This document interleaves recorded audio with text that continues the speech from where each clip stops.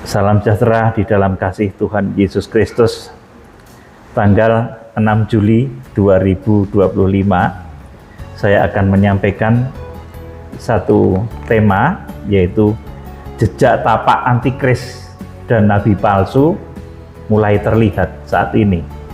Saudaraku yang dikasihi Tuhan Yesus Kristus, saya tidak akan melihat dari sudut pandang sejarah maupun sains maupun perbandingan di dalam bahasa, ya saudaraku, sebab hal yang sedemikian baik mengenai sejarah, kemudian sains, kemudian perbandingan bahasa, itu saudara sudah bisa bertanya pada artificial intelligence. Jadi AI itu sekarang cerdas sekali, saudaraku, melalui baik Meta, kemudian ChatGPT maupun asisten Google atau Gemini.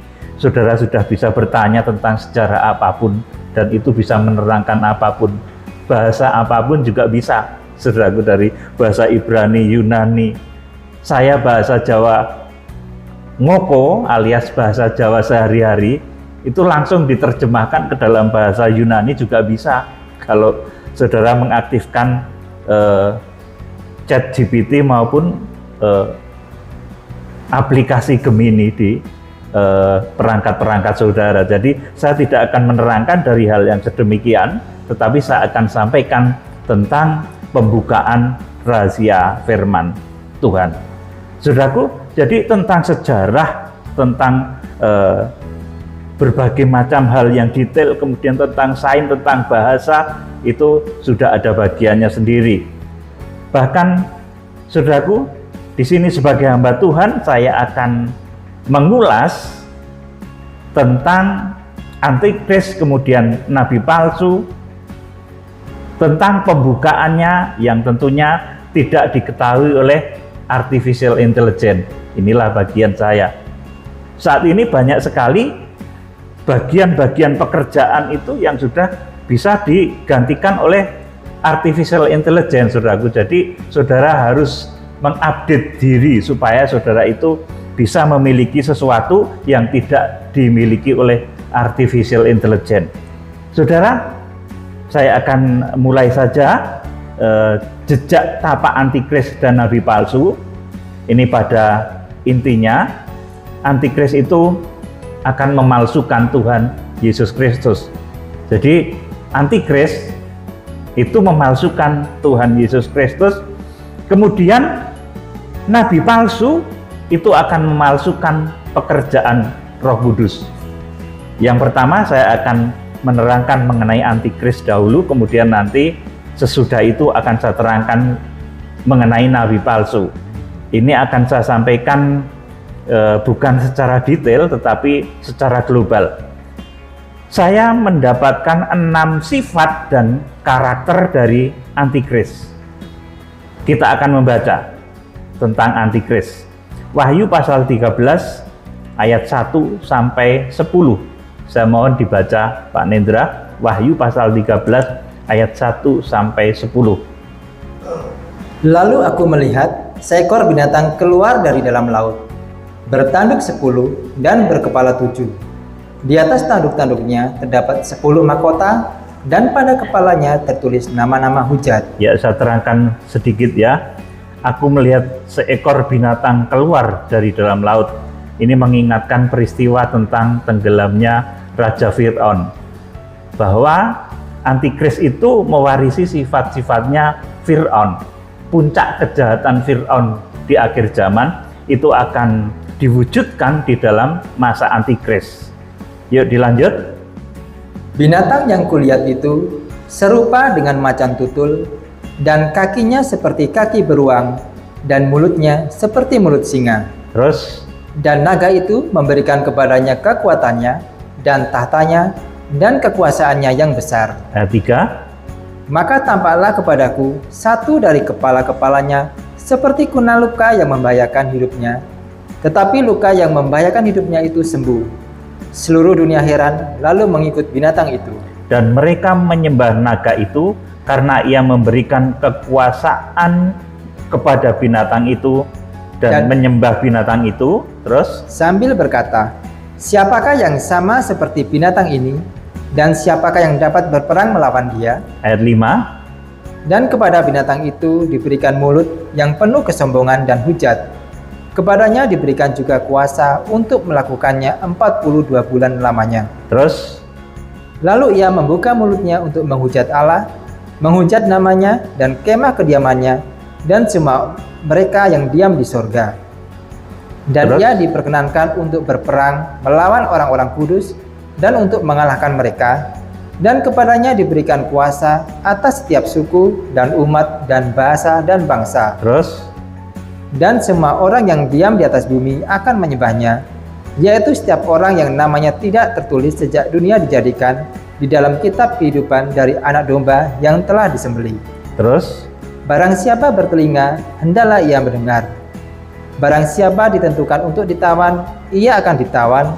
Barang siapa ditentukan untuk dibunuh dengan pedang, ia harus dibunuh dengan pedang. amin. Saudaraku, ini tentang antikris. Jadi di sini ada 6 sifat dan karakter jejak tapak antikris yang sekarang ini mulai muncul ke permukaan. Sekalipun untuk sosok pribadi antikris itu ya tentunya tidak boleh dikatakan sekarang. Siapa itu, namanya siapa, tentunya tidak boleh dikatakan sekarang. Tetapi di sini kita akan tahu dari tanda-tandanya, saudaraku, tentang penampilan antikris.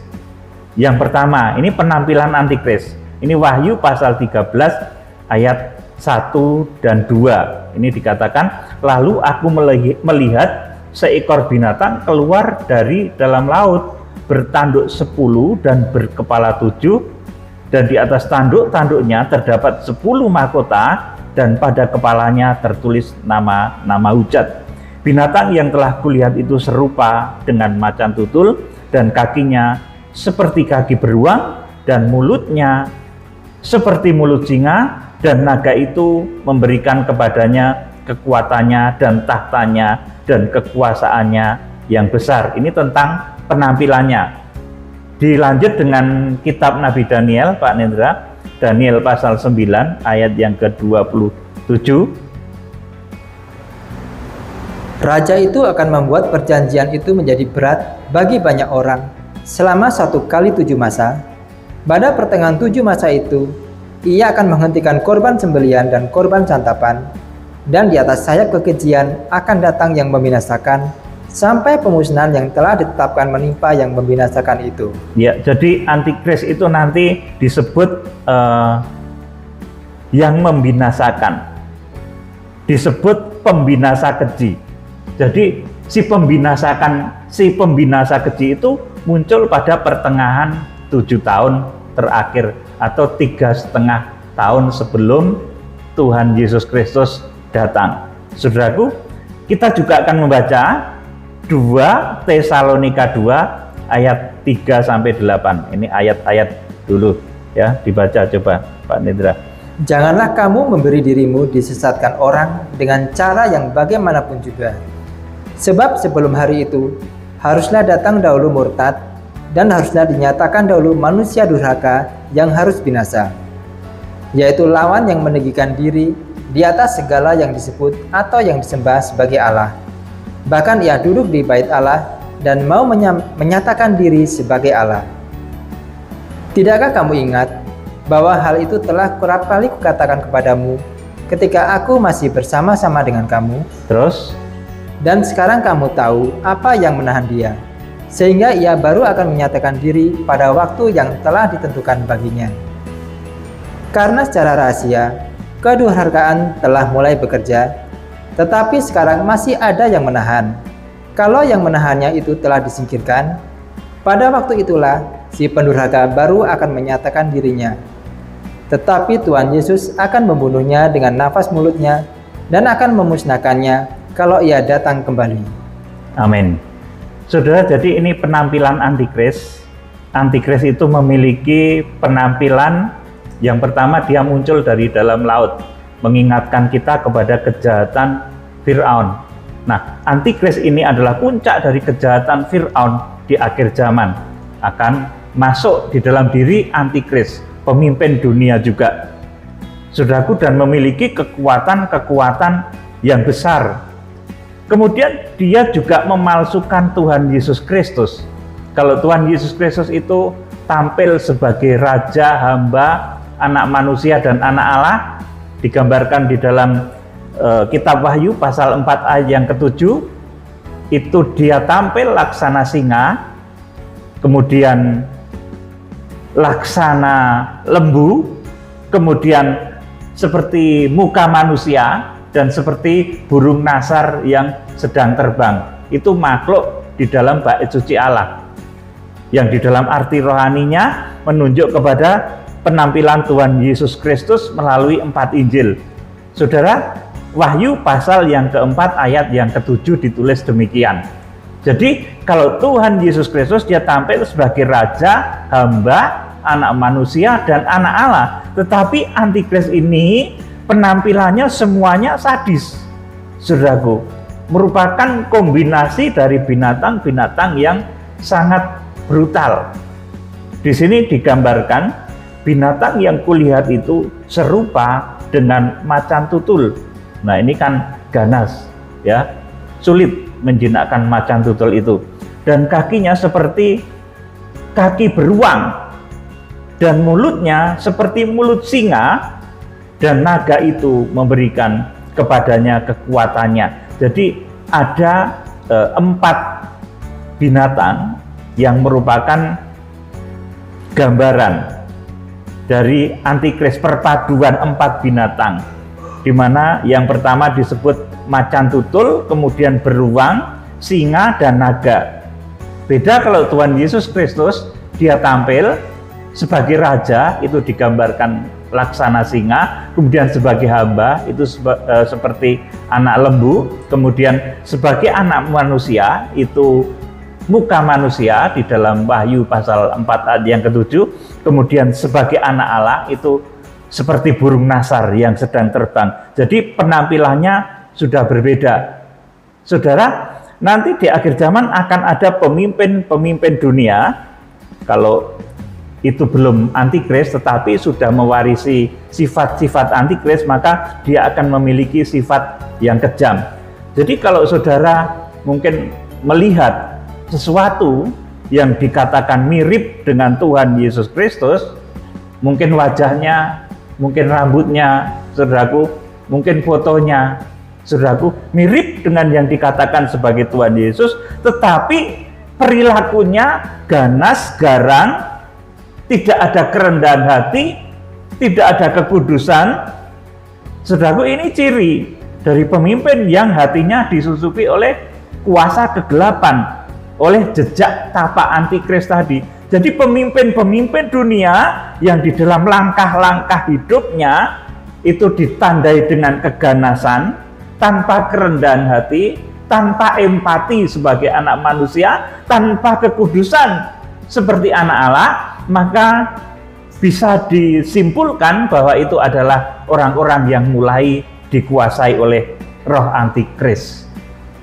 Jadi jejak tapak kaki antikris itu sudah ada pada orang-orang itu. Saudara, kemudian menurut Daniel pasal 9 ayat 27 tadi, pembinasa keji itu muncul pada pertengahan 7 masa. Ini sesuai juga dengan Matius pasal 24 ayat yang ke-15.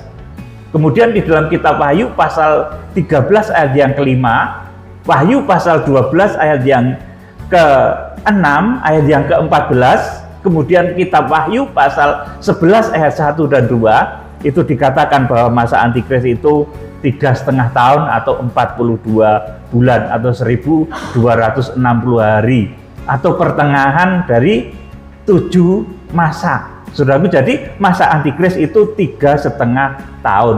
5 kali Alkitab mencatat. Jadi jangan ada yang bilang antikris itu 7 tahun.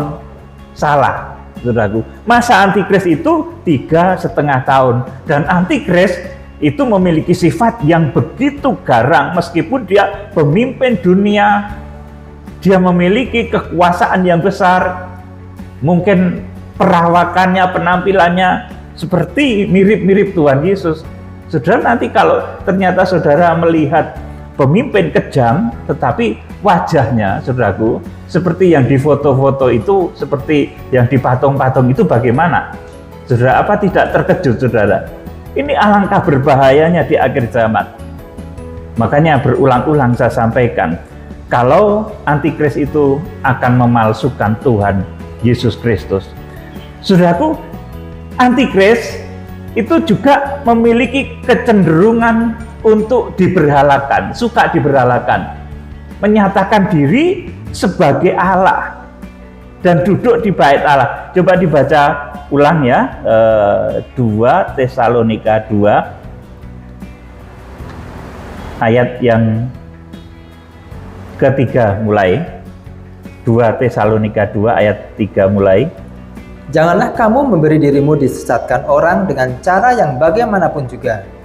Sebab sebelum hari itu haruslah datang dahulu murtad, dan haruslah dinyatakan dahulu manusia durhaka yang harus binasa. Ya, manusia durhaka ini si antikris yang harus binasa terus, yaitu lawan yang meninggikan diri di atas segala yang disebut atau yang disembah sebagai Allah. Bahkan ia duduk di bait Allah dan mau menyatakan diri sebagai Allah. Amin. Jadi antikris itu memiliki kesukaan senang dikultuskan. Jadi kalau ada pemimpin rohani ataupun pemimpin dunia ini di mana dia senang dikultuskan, saudaraku, senang disembah, senang kalau orang itu sujud-sujud di depan kakinya, saudaraku, senang disembah, senang dikultuskan, maka orang yang sedemikian berada di dalam tapak jejak dari sang antikris. Saudaraku, maka janganlah saudara senang untuk disembah, ya saudaraku. Kalau ada orang yang bersujud di depan saudara, ya sebaiknya jangan. Mari berdiri begitu, saudaraku. Ya, pernah suatu ketika di dalam pelayanan beberapa kali ya, orang itu tiba-tiba saja sujud di depan kaki saya angkat, saya suruh berdiri. Jangan seperti itu. Saya juga hamba seperti Bapak, seperti Ibu. Saudaraku, berulang kali seperti itu. Di dalam kitab Wahyu pun demikian. Saudaraku, ketika Rasul Yohanes itu bersujud di depan malaikat, oleh malaikat disuruh bangun juga. Saudaraku, jadi orang kalau dia sudah suka dengan pengkultusan, disembah, dikultuskan, diagung-agungkan, itu ciri dari bahwa orang itu sudah ada pada tapak dan jejak antikris. Saudaraku yang dikasihi Tuhan, ini mengenai penampilan antikris. Kemudian yang kedua, antikris itu juga memiliki ciri kematian, kebangkitan tetapi palsu. Antikris juga memiliki mujizat kesembuhan tetapi palsu. Coba dibaca Wahyu pasal 13 ayat yang ketiga, dibaca Pak Nindra. Maka tampaklah kepadaku satu dari kepala-kepalanya seperti kena luka yang membahayakan hidupnya. Tetapi luka yang membahayakan hidupnya itu sembuh. Seluruh dunia heran lalu mengikut binatang itu. Amin. Mungkin ada yang bertanya, saudaraku, kenapa antikris ini kepalanya luka, saudaraku? Kalau saudara melihat di dalam kitab Wahyu pasal yang ke-12 ya, ayat-ayat 7 dan 8 itu ada pertarungan di surga. Jadi surga itu dibersihkan setelah terjadi harpaso, saudaraku, maka terjadi peperangan, saudaraku. Kemudian iblis itu tidak memiliki akses ke surga lagi. Dia dicampakkan dari langit. Bahasanya itu auranos ya, saudaraku. Dari langit dicampakkan ke bumi dan tidak boleh naik ke langit lagi. Mulai sejak saat itulah terjadi masa yang disebut masa antikris, karena dicampakkan begitu dahsyat, saudaraku. Maka di sini kemudian dinyatakan ternyata kepala-kepalanya itu seperti kena luka yang membahayakan hidupnya, tetapi luka yang membahayakan hidupnya itu sembuh. Seluruh dunia heran lalu mengikut binatang itu. Kalau saudara baca di Wahyu pasal 12 ayat yang ke-7 sampai ke-9 itu ada pertarungan antara malaikat Mikael dengan iblis, dan iblis akhirnya dicampakkan ke bumi, jatuh saudaraku, dan sampai pingsan, bahkan dikatakan di dalam ayat-ayat yang terakhir di Wahyu pasal yang ke-12 dan di awal Wahyu pasal 13. Dan naga itu berdiri di pantai, saudaraku. Ketika naga itu sadar, maka ia, saudaraku, dikatakan sampai nggak sadar, saudaraku, dicampakkan ke bumi itu. Saudaraku yang dikasihi Tuhan, jadi antikris itu dia memiliki mujizat kesembuhan juga, tetapi kesembuhan yang palsu. Kesembuhan yang kemudian tidak meninggikan nama Yesus. Saudara, banyak toh, saudaraku, orang mencari kesembuhan, tetapi dia disembuhkan tidak kemudian memuliakan Tuhan Yesus, tetapi dia kemudian bersekutu dengan roh jahat. Saudaraku, mencari kesembuhan kepada roh-roh jahat itu ada dan bisa, saudaraku, itu bisa dikerjakan. Nah, saudaraku, antikris memiliki kelebihan-kelebihan seperti ini. Lebih dari dukun sakti bahkan, saudaraku. Orang yang hampir mati, saudaraku, bisa disembuhkan oleh dia lewat kekuatannya yang dahsyat. Karena kekuatannya itu berasal dari naga. Makanya orang pemimpin dunia yang nanti dia memiliki kehebatan itu menyerupai kehebatan Tuhan Yesus. Kalau Tuhan Yesus yang menyembuhkan orang sakit, bahkan juga membangkitkan orang mati, saudaraku, nanti antikris pun demikian, saudaraku. Dia bisa menyembuhkan orang sakit, tetapi imbalannya apa? Imbalannya kamu jangan menyembah Yesus, kamu jangan menyembah Roh Kudus, kamu jangan terima Roh Kudus. Itu imbalan dari roh antikris. Kalau ingin disembuhkan oleh antikris, kamu jangan ikut Tuhan Yesus, kamu jangan menerima Roh Kudus. Aku akan sembuhkan kamu dengan janji-janji macam-macam. Saudaraku, kamu harus terikat dengan kuasa kegelapan. Ini kuasa antikris itu seperti itu. Dan nanti dahsyat, orang-orang sakit pun bisa sembuh. Dia sendiri yang sakit, saudaraku, kepalanya seperti kena luka yang membahayakan hidupnya, tetapi luka yang membahayakan hidupnya itu sembuh. Seluruh dunia heran, lalu mengikut binatang itu.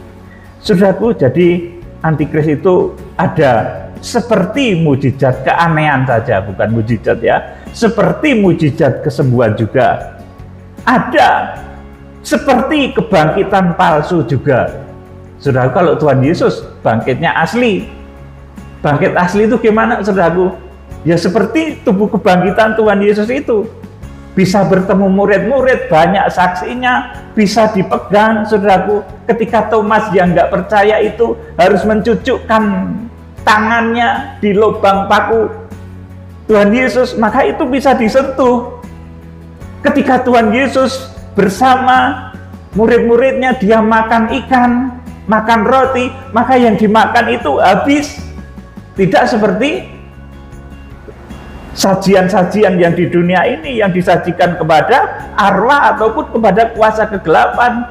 Katanya, wah ini sesaji untuk arwah, untuk roh ini, roh itu, saudaraku. Tetapi ketika disajikan, besoknya ya tetap telur 5, tetap telur 5, ada pindangnya mungkin 3, tetap 3, saudaraku. Kemudian ada pisangnya mungkin 7, tetap 7. Nanti yang makan ya, nah, kalau hilang itu yang nyuri orang, saudaraku. Tetapi tubuh kebangkitan Tuhan Yesus itu tidak demikian. Ketika dia makan roti, makan ikan, ditulis dalam kitab suci seperti itu. Tuhan Yesus makan ikan loh, saudaraku, di dalam tubuh kebangkitan itu, dan ikannya itu hilang. Nggak kemudian cuma simbolik saja, ikannya tetap di meja, tidak, saudaraku, tetapi hilang, saudaraku. Jadi antikris itu memalsukan kesembuhan ilahi. Antikris juga memalsukan kebangkitan palsu, saudaraku. Fir'aun itu kan tenggelam di Laut Tebero ya saudaraku.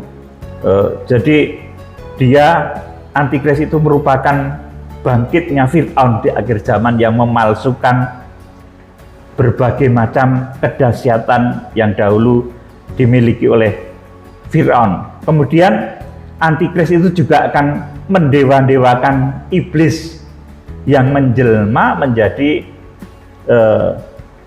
tokoh yang konon dikatakan memiliki kebangkitan palsu. Saudaraku, bedakan dengan Tuhan Yesus yang memang bangkit ya. Jadi orang lain itu belum ada yang bangkit seperti Tuhan Yesus, kemudian bisa nampak, kemudian bisa disentuh, saudaraku, dan disaksikan banyak saksi, itu belum ada, saudaraku. Ya, kita akan bedakan tentang Tuhan Yesus yang memang bangkit dengan kebangkitan palsunya Antikris ya. Wahyu pasal 1 ayat 17 dan 18 dibaca Pak Nendra. Wahyu 1 ayat 17 sampai 18. Ketika aku melihat dia, tersungkurlah aku di depan kakinya, sama seperti orang yang mati.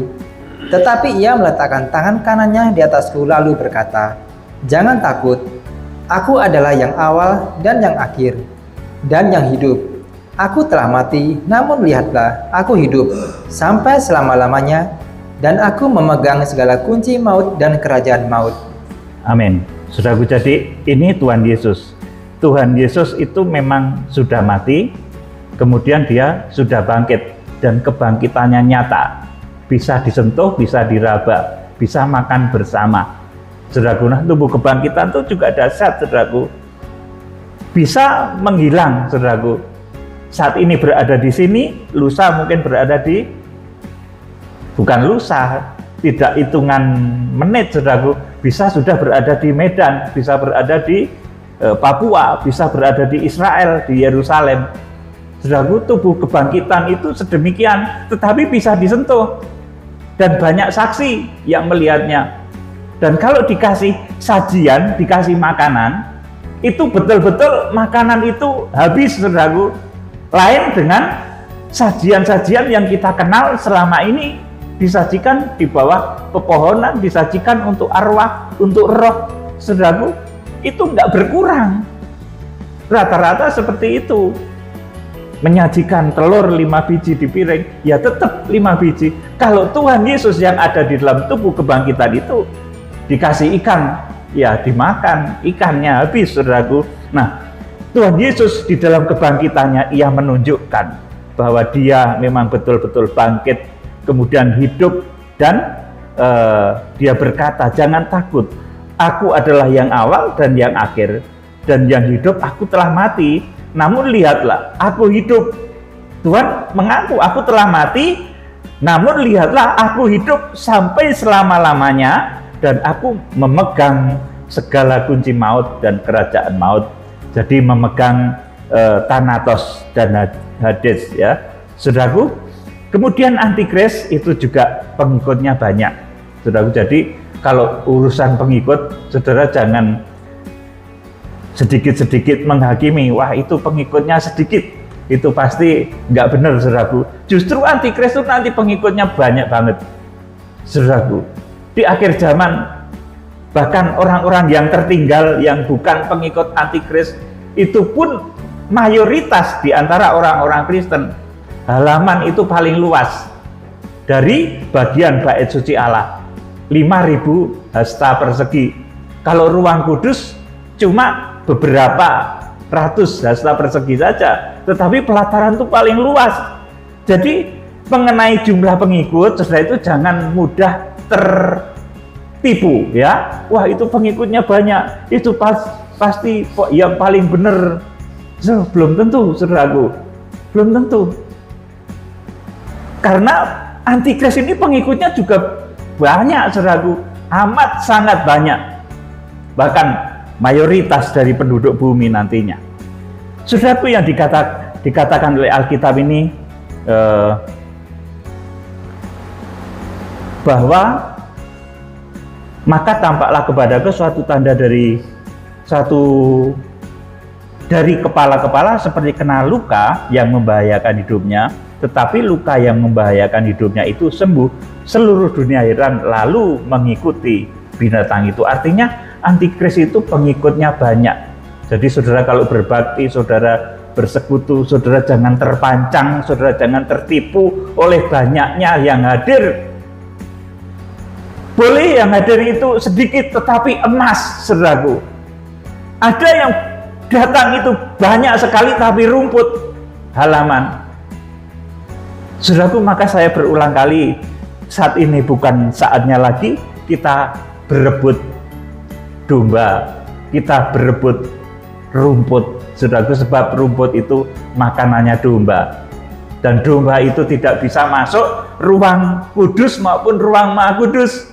Yang bisa masuk ruang kudus itu imam. Nah, kalau saudara sudah rohaninya itu mencapai imamat rajani, saudara akan ngerti khotbah-khotbah macam apa yang merupakan ibarat seperti rumput. Rumput itu satu firman menyatakan bahwa rumput itu pagi mekar, sore layu. Kemuliaan dunia itu seperti itu. Artinya apa, saudaraku? Khotbah-khotbah yang menyajikan segala sesuatu yang menyukakan daging. Yang menyukakan daging. Di mana itu merupakan kemuliaan dunia yang Petrus katakan. Kemuliaan dunia itu pagi mekar, sore layu.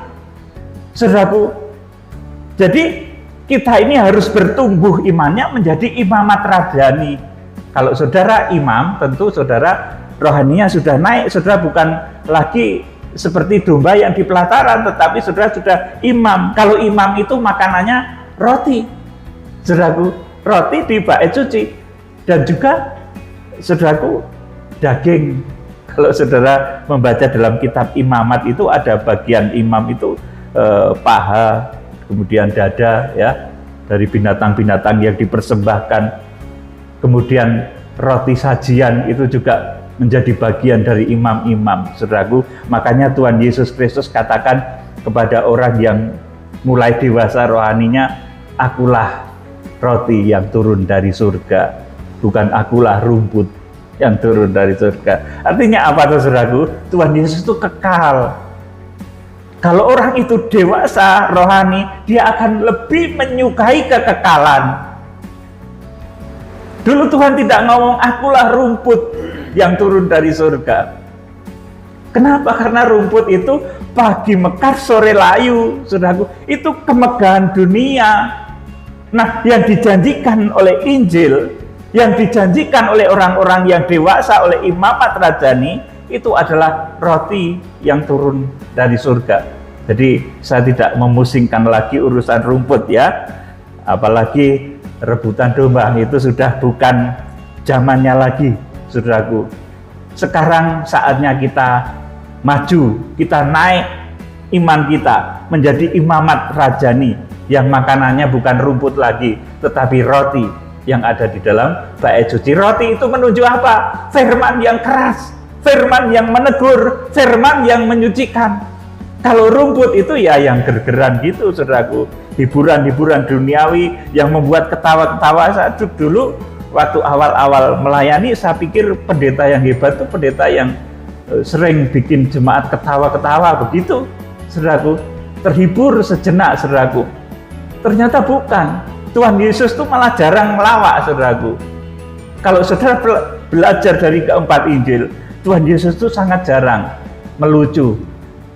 Tetapi kalau dicermati, ada hal-hal yang luar biasa membuat kita tersenyum bahagia, sukacita di dalam roh. Sukacita di dalam roh itu tidak kemudian harus selalu dicerminkan dengan kita tersenyum.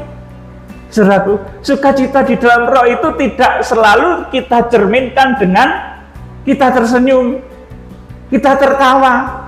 Kalau tersenyum dan tertawa, itu orang gila saja bisa, saudaraku.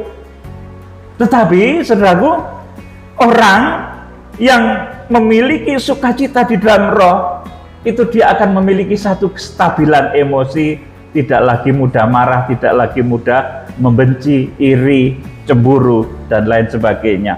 Saudaraku, jadi saya ingatkan lagi, antikris itu memiliki ciri kematian dan kebangkitan palsu. Kemudian yang ketiga, dari hal antikris, ini antikris itu mengajarkan menyembah naga. Naga itu simbol apa, saudaraku? Naga itu simbol dari kekayaan dunia. Maka saudara sering dengar istilah 10 naga, dari 11 naga, saudaraku, yang memiliki harta yang cukup banyak, saudaraku. Jadi naga itu berbicara dari kekayaan, kemegahan dunia. Dan antikris itu mengajarkan supaya manusia itu menyembah kekayaan. Saudaraku, dia memiliki kelicikan memutarbalikkan firman untuk memperoleh apa yang dilarang Tuhan. Itulah suara naga. Kalau dulu ular itu suaranya firman yang dibolak-balik supaya Hawa disesatkan, saudaraku. Tetapi di akhir zaman, antikris itu menyuarakan suara naga. Suara naga itu apa, saudaraku? Kemakmuran duniawi, saudaraku, melupakan hakikat kebahagiaan surga. Jadi antikris itu mengajarkan pengejaran kemegahan dunia, kekayaan. Dia memiliki kelicikan memutarbalikkan firman untuk memperbolehkan apa yang dilarang Tuhan. Itu suara naga. Jadi saya ulangi lagi baik-baik, antikris itu memiliki kelicikan untuk memutarbalikkan firman, untuk memperbolehkan apa yang dilarang Tuhan. Itu suara naga. Suara naga itu seperti itu. Memperbolehkan apa yang dilarang Tuhan. Itu suaranya ular dahulu yang menipu Hawa. Itu ciri yang ketiga. Jadi antikris itu mengajarkan manusia mengajar kekayaan. Dia juga memiliki kelicikan untuk memutarbalikkan firman, sehingga firman itu memperbolehkan apa yang dilarang Tuhan. Firman yang diputarbalikkan tadi membuat saudaraku, orang itu memperbolehkan apa yang sesungguhnya dilarang oleh Tuhan. Itulah suara ular. Tapi di akhir zaman suaranya sudah menjadi sangat besar sehingga dikatakan sebagai suara naga. Kemudian antikris itu juga memiliki tapak jejak senang menantang dan senang berperang dan berkelahi. Coba dibaca Wahyu 13 ayat yang keempat. Dan mereka menyembah naga itu karena ia memberikan kekuasaan kepada binatang itu, dan mereka menyembah binatang itu sambil berkata, siapakah yang sama seperti binatang ini, dan siapakah yang dapat berperang melawan dia? Ya, amin. Jadi pemimpin dunia yang di dalam langkah-langkah hidupnya sudah mulai mengarah kepada tapak jejaknya antikris, dia memiliki kesukaan, suka menantang dan suka berkelahi. Saudaraku, ini tidak usah saya panjang lebarkan. Kemudian yang kelima, tapak jejak dari antikris. Antikris itu, saudaraku, adalah pemimpin dunia, tetapi mulutnya kotor, suka mencaci, suka menghina, dan suka menghujat. Nah, kalau saudara ketemu pemimpin apapun yang suka mencaci, bermulut kotor, suka menghina, suka menghujat, saudaraku, orang-orang sedemikian sudah ada di dalam tapak jejak antikris. Roh-roh antikris di akhir zaman. Coba dibaca Wahyu pasal 13 ayat 5 dan ayat yang ke-6. Dan kepada binatang itu diberikan mulut yang penuh kesombongan dan hujat. Kepadanya diberikan juga kuasa untuk melakukannya 42 bulan lamanya. Ya, 42 bulan lamanya. Masa antikris itu 42 bulan atau 3,5 tahun. Terus lalu ia membuka mulutnya untuk menghujat Allah, menghujat namanya dan kemah kediamannya, dan semua mereka yang diam di sorga. Amin. Jadi Antikris itu merupakan pemimpin dunia yang mulutnya kotor, sombong, kemudian suka mencaci, suka menghina, dan suka menghujat. Jadi jangan ada di antara saudara yang bermulut kotor ya, suka mencaci, suka menghina, suka menghujat. Karena itu merupakan tapak jejak dari Antikris di akhir zaman. Kemudian hal yang keenam tentang Antikris, ini memiliki kesukaan menyiksa dan membunuh. Dibaca Wahyu pasal yang ke-13 ayat 7 sampai 10. Dan ia diperkenankan untuk berperang melawan orang-orang kudus dan untuk mengalahkan mereka. Dan kepadanya diberikan kuasa atas setiap suku dan umat dan bahasa dan bangsa. Terus, Dan semua orang yang diam di atas bumi akan menyembahnya, yaitu setiap orang yang namanya tidak tertulis sejak dunia dijadikan di dalam kitab kehidupan dari anak domba yang telah disembelih. terus, Barang siapa bertelinga, hendaklah ia mendengar. Barang siapa ditentukan untuk ditawan, ia akan ditawan. Barang siapa ditentukan untuk dibunuh dengan pedang, ia harus dibunuh dengan pedang. amin. Ini sifat dan karakter Antikris yang keenam, yaitu menyiksa dan membunuh.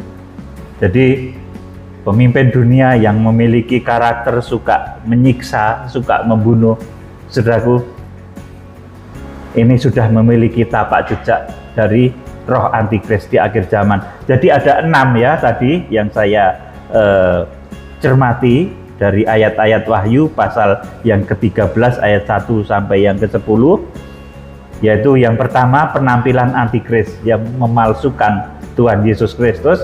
Kemudian Antikris itu yang kedua memiliki ciri kematian, kebangkitan palsu, mujizat kesembuhan palsu juga. Kemudian yang ketiga, Antikris itu mengajarkan menyembah naga, mendewa-dewakan kekayaan. Kemudian yang keempat, Antikris itu senang menantang, berkelahi dan berperang. Kemudian yang kelima, Antikris itu merupakan pemimpin dunia yang bermulut kotor, suka mencaci, menghina, menghujat. Kemudian yang keenam, ini yang paling sadis, Antikris memiliki kesukaan menyiksa dan membunuh.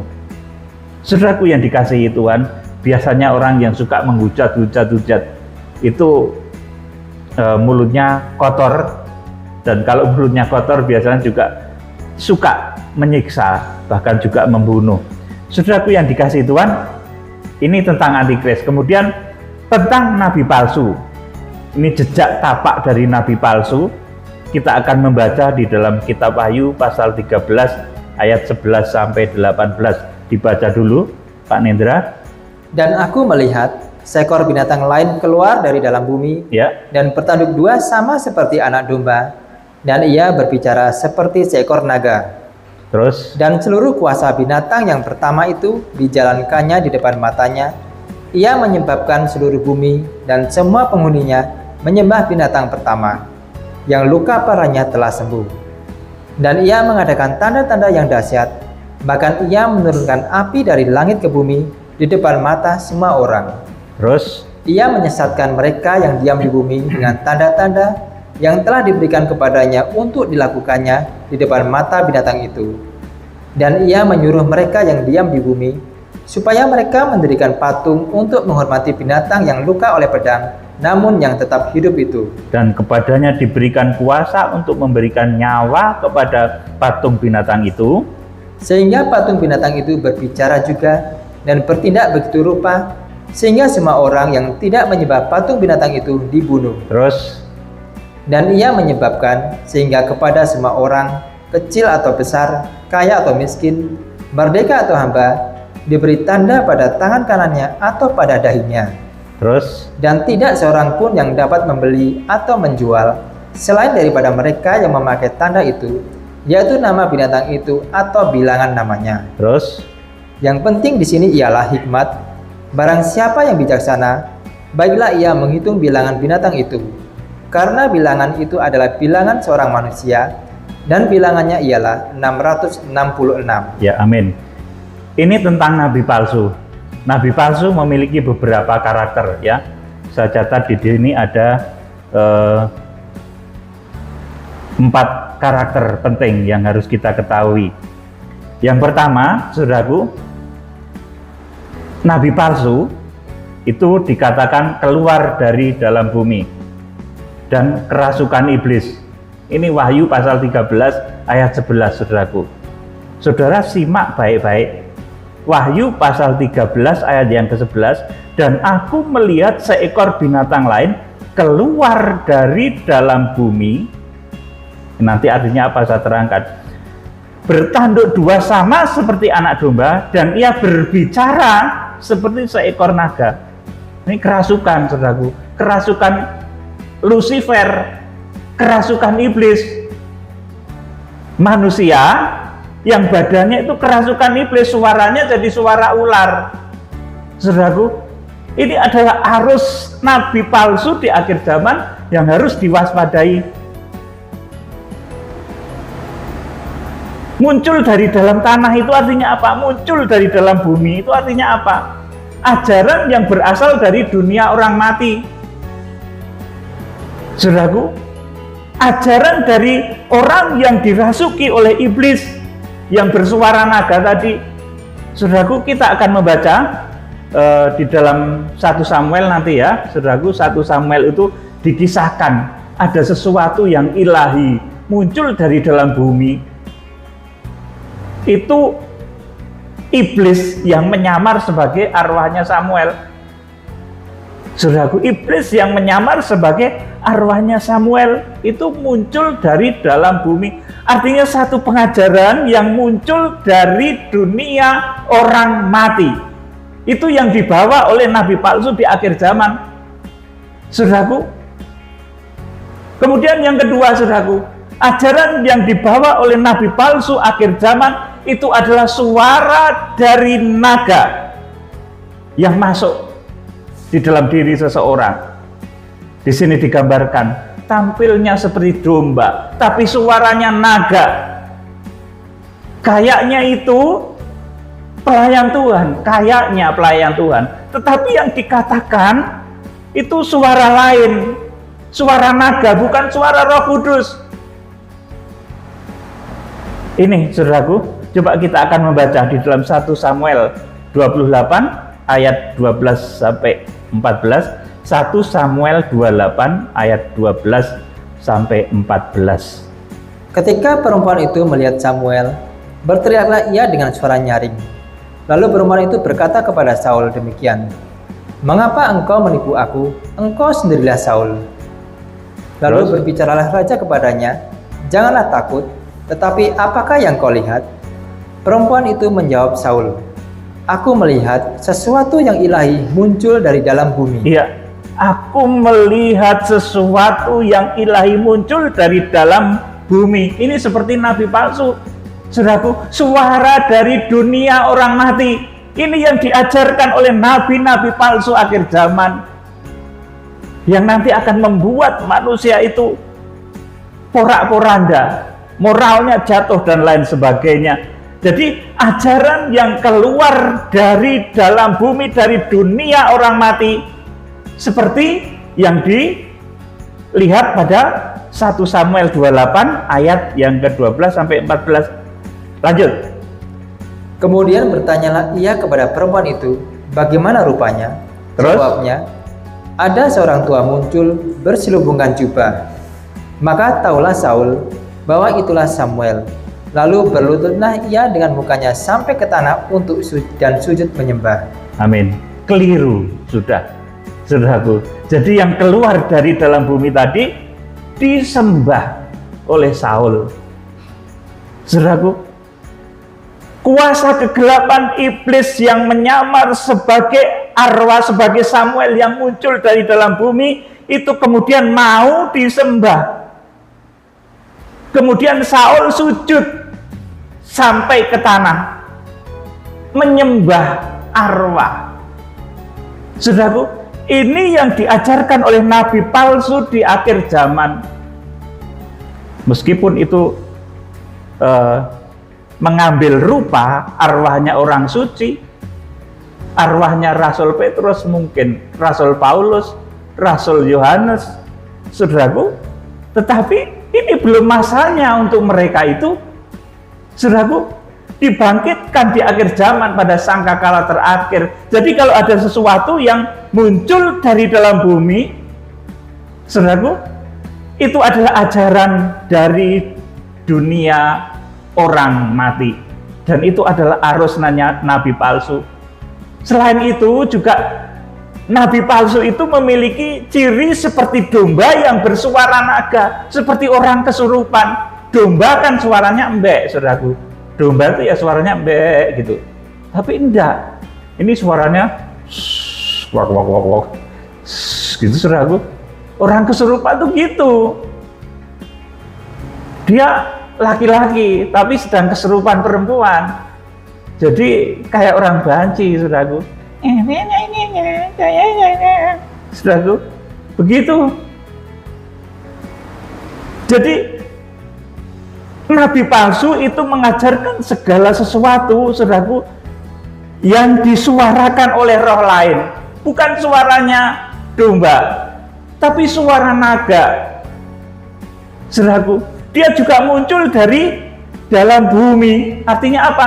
Membawa ajaran dari dunia orang mati. Seperti informasi yang diberikan oleh arwah, yang mengaku arwahnya Samuel tadi, ternyata itu kalau dituruti semuanya akhirnya keliru. Saudaraku, keliru. Ada yang benar sedikit, tetapi selanjutnya salah, keliru.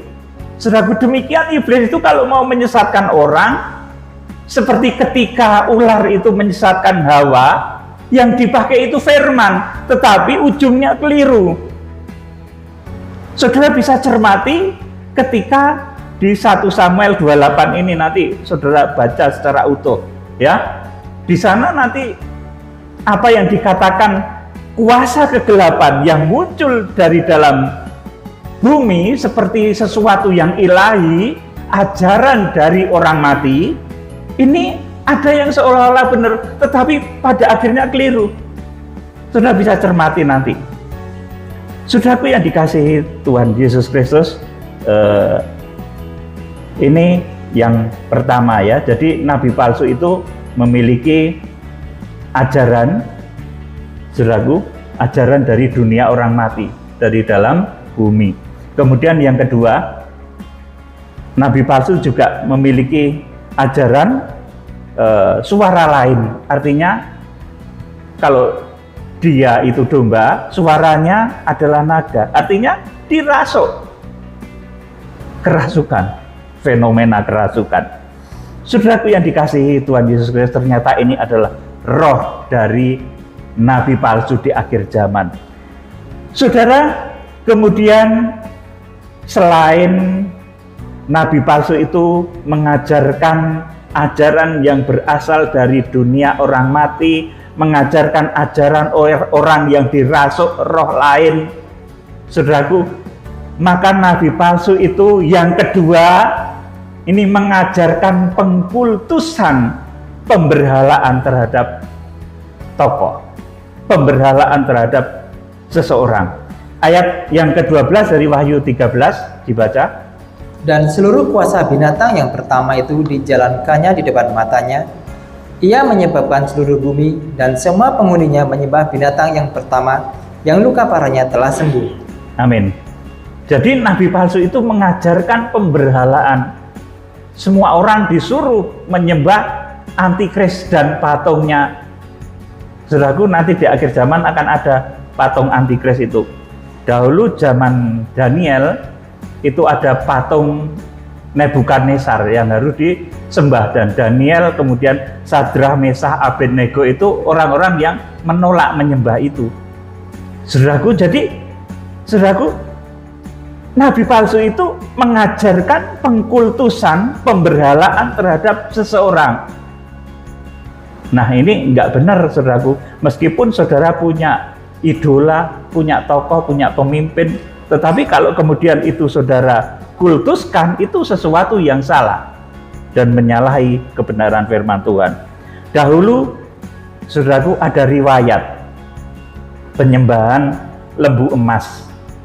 Lembu emas itu simbol dari orang yang diperbudak oleh kekayaan atau emas, dan ritualnya yang dipimpin oleh Harun. Jadi saudara harap ngerti juga ya, Harun itu selain pernah menjadi imam besar, dia menjadi imam besar, saudaraku, tetapi dia pernah juga menjadi imam dari penyembahan berhala. Tapi bertobat untungnya Harun ini, saudaraku. Harun ini imam besar, tapi satu ketika karena menunggu janji Tuhan tidak kunjung datang.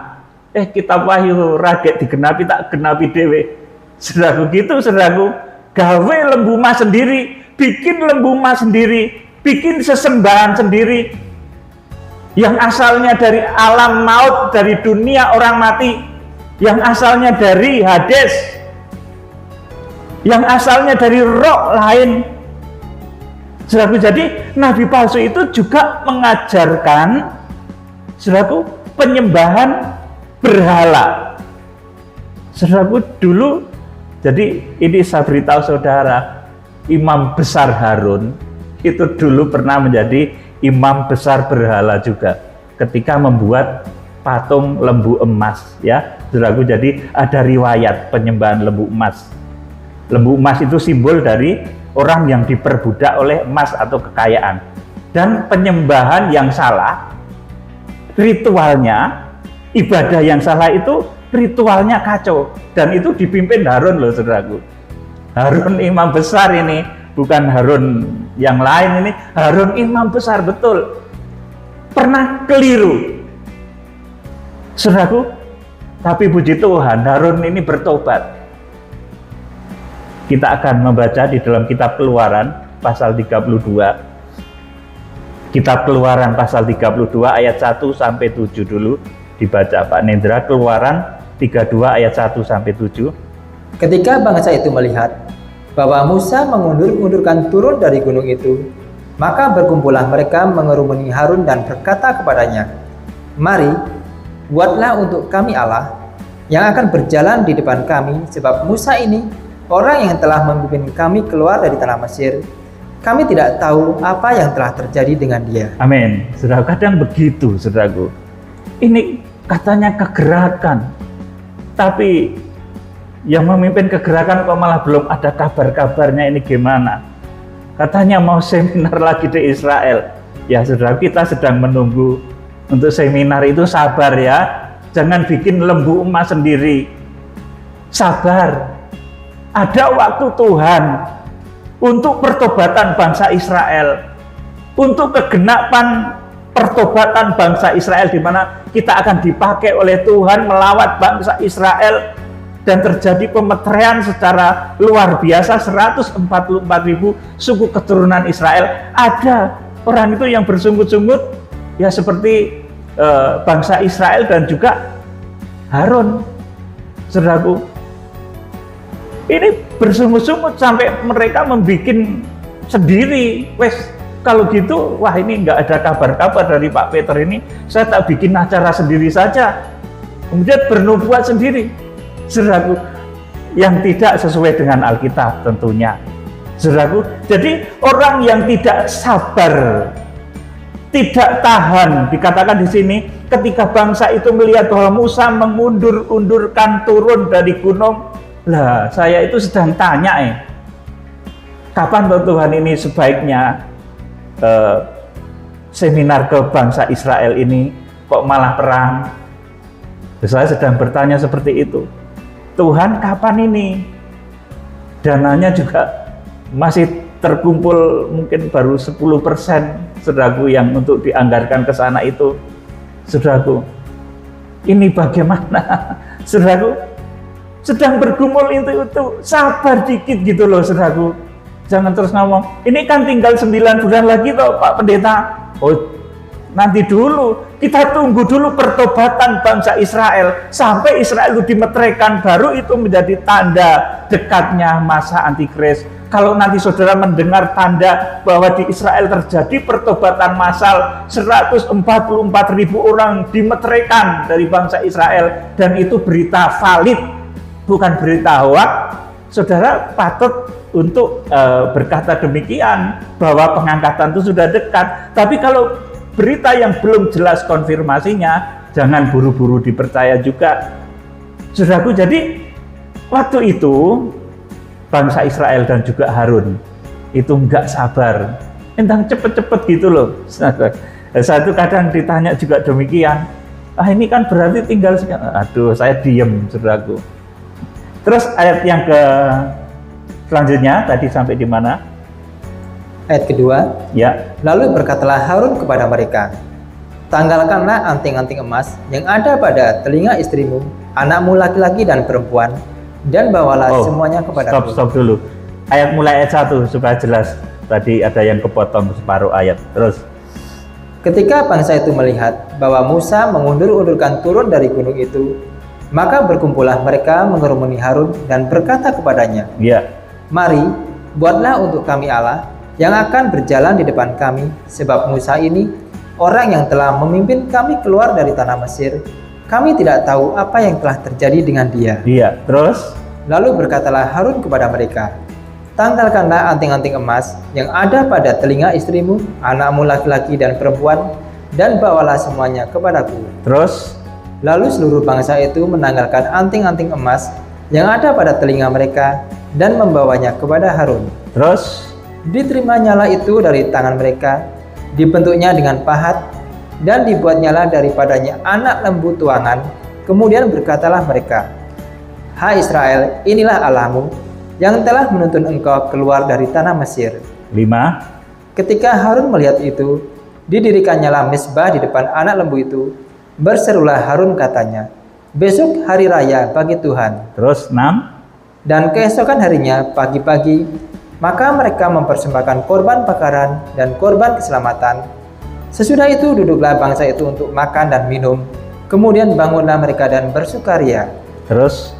Berfirmanlah Tuhan kepada Musa, pergilah, turunlah, sebab bangsamu yang kau pimpin keluar dari tanah Mesir telah rusak lakunya. Iya, ini yang dipimpin Musa loh, saudaraku.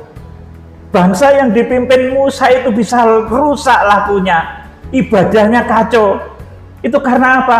Nggak sabar, saudaraku. Tidak sabar, kemudian dia membuat Allah lain, membuat satu pemberhalaan, patung berhala anak lembu emas, saudaraku. Kemudian mereka mengadakan ibadah-ibadah yang kacau, saudaraku, putar-putar, saudaraku, lembu emas itu diputari, berjoget-joget, beria-ria, sampai Yosua itu heran nanti kalau saudara membaca. Jadi ritual lembu emas itu hura-hura ya, saudaraku, tidak tertib. Berbeda dengan ibadah tabernakel yang ditetapkan Tuhan melalui Musa. Beda, saudaraku. Ibadah anak lembu emas itu hura-hura, kacau, brum, joget-joget nggak karu-karuan, saudaraku. Bukan seperti jogetnya Daud ketika menang perang. Beda lagi itu, saudaraku. Ini jogetnya ya jogetnya orang-orang yang sedang kerasukan roh palsu itu seperti itu. Seperti 450 Nabi Baal itu juga gitu, yang melawan Elia itu, saudaraku. Jadi saudaraku, ritual lembu emas itu hura-hura, tidak tertib, berbeda dengan ibadah tabernakel yang ditetapkan Tuhan melalui Musa. Sekarang ayat 17 sampai 20 seperti apa? Kita lihat. Ketika Yosua mendengar suara bangsa itu bersorak, berkatalah ia kepada Musa, ada bunyi sorak peperangan kedengaran di perkemahan. Tetapi jawab Musa, bukan bunyi nyanyian kemenangan, bukan bunyi nyanyian kekalahan, bunyi orang menyanyi berbalas-balasan, itulah yang kudengar. Terus?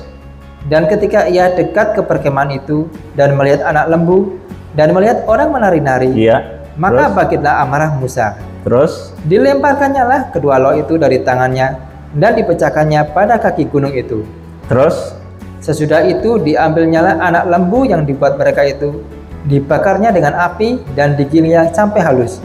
Kemudian ditaburkannya ke atas air dan disuruhlah diminum oleh orang Israel. Amin. Jadi Harun itu selain imam besar, dia pernah menjadi imam dari penyembahan lembu emas. Dan ini untungnya Harun ini bertobat, saudaraku. Jadi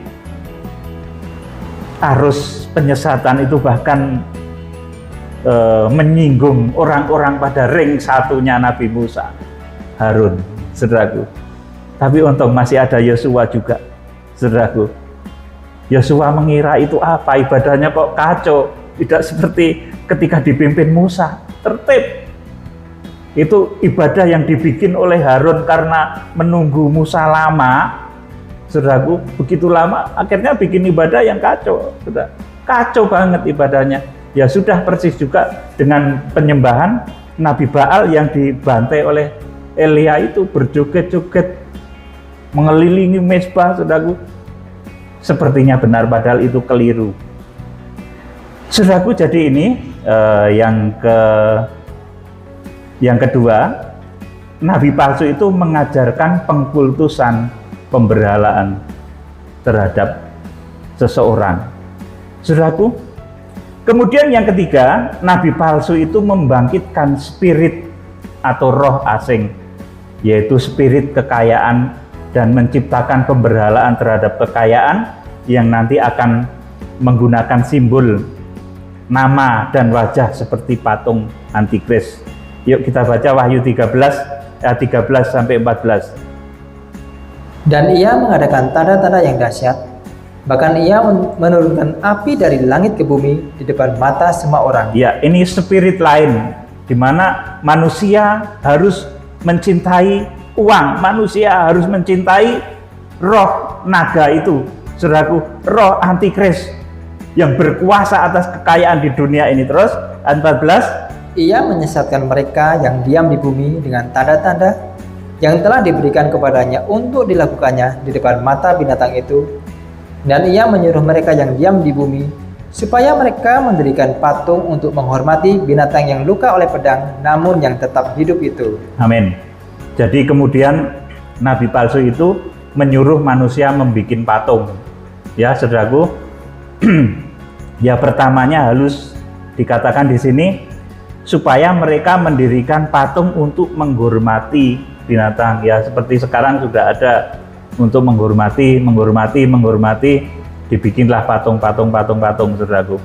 Bahkan sudah ada satu negara yang diwajibkan setiap hari tertentu atau setiap hari bahkan itu tunduk di depan patung itu, saudaraku. Saya nggak akan sebut negara mana, saudaraku, seperti kejadian pada saat Nabi Daniel dahulu, saudaraku. Jadi kalau ada suara sirine berbunyi, semua orang itu harus tunduk di depan patung. Nah, nanti akan terjadi sedemikian juga, saudaraku, cuma skalanya tentunya lebih besar dan lebih luar biasa lagi, saudaraku. Jadi nabi palsu itu memberikan spirit asing supaya manusia cinta dunia, cinta harta, kemudian menciptakan pemberhalaan terhadap kekayaan yang nanti akan menggunakan simbol dan nama atau wajah serta patung dari antikris.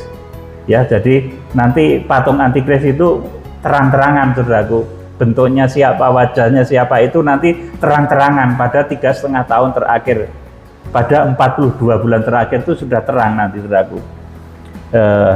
Kemudian yang keempat dari pekerjaan nabi palsu adalah pemaksaan penyembahan berhala yang akan diintegrasikan dengan sistem jual beli dunia.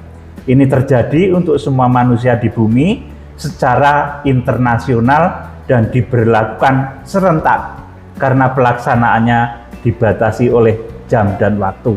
Jadi masa antikris itu datangnya serentak seluruh bumi. Pemberian tanda 666 itu pengumumannya serentak untuk seluruh penjuru bumi. Jadi kalau ada orang berkata, wah sekarang tanda 666 sudah diberlakukan di Argentina, salah, saudaraku.